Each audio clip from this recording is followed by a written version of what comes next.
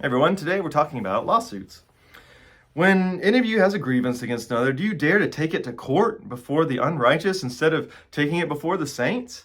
Don't you know that the saints will judge the world? And if the world's to be judged by you, are you incompetent to try trivial cases?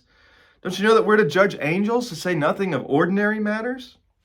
If you have ordinary cases, then do you appoint as judges those who have no standing in the church?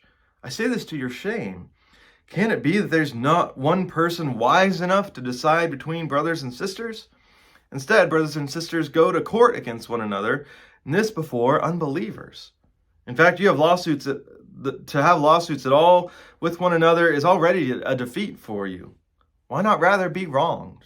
Why not rather be defrauded?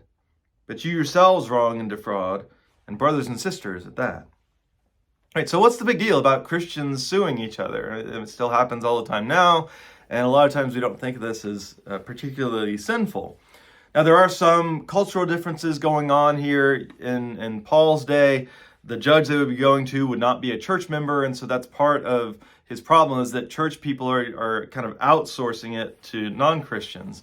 And so that's trickier, right, in America, where typically a lot of people, the majority, are at least nominally Christian. So you might get a Christian judge, whether or not that is a factor. But the real problem, I think, that Paul sees here, it's kind of the same problem he mentioned about discipline the day before. It's a failure to act as community, a failure of the church to be the church. Like I said, they're outsourcing this responsibility to someone else when they should be able to take care of it. He's kind of poking at him a little bit. He says, isn't everybody wise enough to handle these things? Why can't they resolve them? If you remember, he just made a big deal about how wise they are before.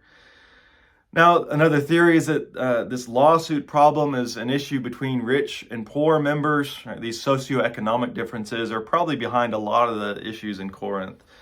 Then and now, rich people can more easily abuse the legal system through bribes, or at least just hiring better lawyers. And others said at the time that Corinth was full of lawyers, innumerable, perverting judgment. And so it seemed like some of them were making use of that. And it was a common thing. Sometimes rich people had nothing better to do than to take one another to court over what Paul here calls trivial matters.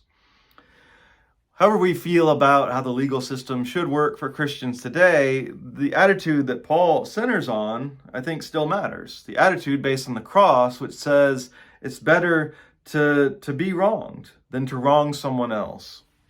And that's still a challenge. We still tend to want to think, no, I have to get what's coming to me. I deserve justice, even when that's not really very just. We can't use the courts, we can't use the law as an excuse to act in unchristian ways.